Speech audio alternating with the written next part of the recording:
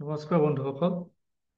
আজি আপোনালোকক শব্দত নিজৰ প্ৰফাইল কেনেকৈ এডিট কৰিব পাৰি সেইটো দেখুৱাম বুলি ভাবিছোঁ।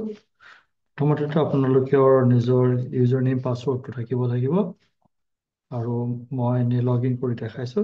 যদি ইউজাৰ নেম পাছৱৰ্ড নাই তেতিয়াহ'লে shobdo.org@gmail.com এই তথ্যসমূহ দি পেলাই যোগাযোগ কৰিব। আমি একাউণ্ট নম্বৰ আৰু পাছৱৰ্ড পঠিয়াই দিম। এইদৰে লগ ইন কৰাৰ লগে লগে আপোনালোকে এই পৃষ্ঠাটোলৈ আহিব, shobdo.org/projects। এই পৃষ্ঠাৰ একেবাৰে শেষত তলৰ ফালে স্ক্ৰল কৰি গ'লে মেম্বাৰ টুলছ বুলি কেইটামান অপশ্যন আহিব।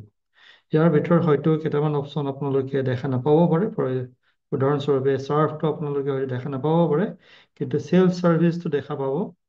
ইয়ালৈ আহিব, ইয়াত ক্লিক কৰিব। ক্লিক কৰি নিজৰ সবিশেষখিনি ইয়াত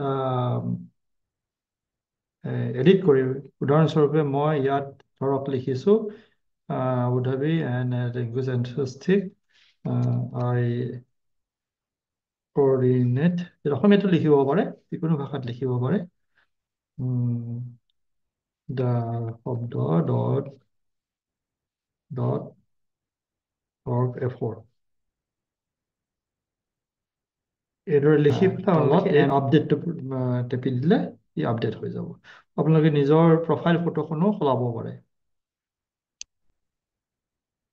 এয়া হৈ গ'ল। তাৰপিছত আপোনালোকে এনেকুৱা এটা মেছেজ আহিব। এই মেছেজটো আপোনালোকে যদি পালে তেতিয়াহ'লে গম পাব আপোনাৰ প্ৰফাইলটো এডিট হৈ গ'ল। ধন্যবাদ।